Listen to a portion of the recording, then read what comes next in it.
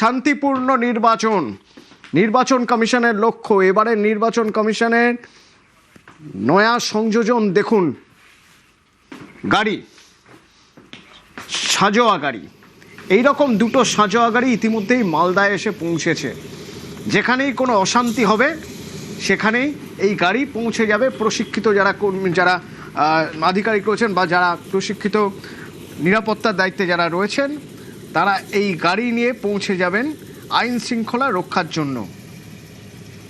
সেবক আছে আমার সঙ্গে। সেবক, এই দুটো গাড়ি পৌঁছেছে, সেখানে রাখা রয়েছে মালদায়। তো কোথায় প্রথম এরকম গাড়ি মালদার মানুষ ভোটের আগে দেখলেন, কি প্রতিক্রিয়া তাদের মধ্যে?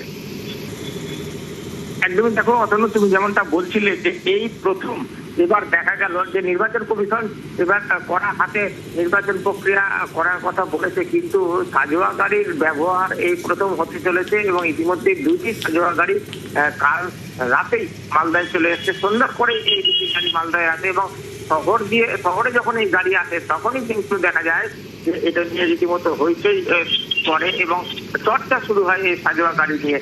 ইতিমধ্যে মালদহের হিন্দুস্থান সংলগ্ন যে মাঠ, সেই মাঠে এই দুটি গাড়িকে রাখা হয়েছে এবং সেই দুটি গাড়ি সবসময় পাহারায় থাকছেন কেন্দ্রীয় বাহিনীর জওয়ানরা। সাধারণত উপদ্রুত এলাকাতে, এইসব এলাকাতে আমরা দেখি এই ধরনের গাড়িতে করে নিরাপত্তা কর্মীদেরকে আনা নেওয়া বা তাদেরকে কাজে ব্যবহার করা হয়। কিন্তু এবারের ভোটে এই প্রথম, এর আগে কেন্দ্রীয় বাহিনী ব্যবহার হয়েছে, কিন্তু এই ধরনের সাজোয়া গাড়ির ব্যবহার এই প্রথম, তুমি যেমনটা বলছিলে। এবং আমরা যেটা জানতে পারছি যে ভোটের আগে বা পরে বা ভোটের দিন যদি কোথাও কোনো সেই ধরনের হিংসাত্মক ঘটনা ঘটে বা কোনো অশান্তি গোলমাল হয়, সেক্ষেত্রে কেন্দ্রীয় বাহিনী, প্রশিক্ষিত কেন্দ্রীয় বাহিনী এই গাড়িতে করেই ঘটনাস্থলে পৌঁছবে।